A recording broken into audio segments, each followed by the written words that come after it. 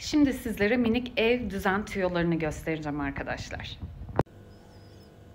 Çatal kaşıklar için bu mini organizerleri kullanmak benim için gerçekten inanılmaz kullanışlı. Ve bu organizer banyomda serumlarımın ve kremlerimin, bakım kremlerimi koyduğum minik bir organizer dolabı. Bu da benim için gerçekten inanılmaz kullanışlı.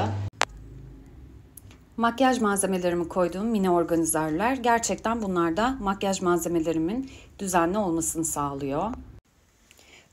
Parfüm ve deodorantlarım için de bu organizeri kullanıyorum. Gerçekten hepsini bir araya topluyor ve benim için inanılmaz kullanışlı olan ürünlerden bir tanesi. Günlük kullanmış olduğum takılarımı asmak için de bu mini takı askılığını kullanıyorum. Gerçekten kurtarıcı. Ve bu mini askılık gardıroba sığmayan ve günlük kullandığım kıyafetlerimi buraya asıyorum. Elimin altında daha kullanışlı oluyor.